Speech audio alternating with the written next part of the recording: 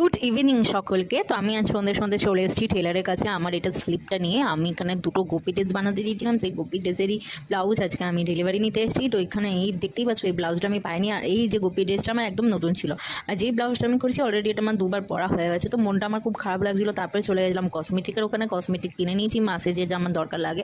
আর তারপরে বাড়িতে এসে একটু মনটাকে ফ্রেশ করেছি আর পৌঁছে গেছি হচ্ছে রান্নাঘরে, কেন রান্নাঘরেই থাকলে আমার মনটা ঠিক থাকবে। আর এখানে হচ্ছে ডাল দুধ গরম করে ফেলেছি, এখন করবো হচ্ছে সয়াবিন ভাজা। রাত্রিবেলায় রুটির সাথে না একটু সয়াবিন ভাজা না হলে একদম কোনো কিছু একটা ভাজা তো চাই। তো আজকে ভাবলাম সয়াবিনটাই ফ্রাই করি। তো তারপরে ডিনার কমপ্লিট করে নেওয়ার পর চলে গেছি কিচেনে, ভালো করে কিচেন ক্লিন করে নিয়েছি, কারণ সকালবেলায় উঠে যদি খারাপ নোংরা কিচেন থাকে না, খুব মাথা খারাপ হয়ে যায়। তো কমপ্লিট করে নেওয়ার পর দেখতে পাচ্ছ এই কালো রঙের যে গোবি ড্রেসটা ব্লাউজটা বানিয়ে দিয়েছে, খুব সুন্দরভাবে বানিয়ে দিয়েছে। পম্পমটা আমি লাগিয়ে দিতে বলেছিলাম, আর খুব মন খারাপ লাগছে যদি ওই ড্রেসটা পেতাম তাহলে হয়তো জন্মাষ্টমীতে আমি পরতে পেতাম নতুন ড্রেসটা। তো দেখা যাক কী হয়, বলেছে দাদা করে দেবে। তো চলো এখানে আজকে ভিডিওটা এন্ড করছি। কেমন লাগলো প্লিজ কমেন্ট করে জানিও। দেখাচ্ছে না।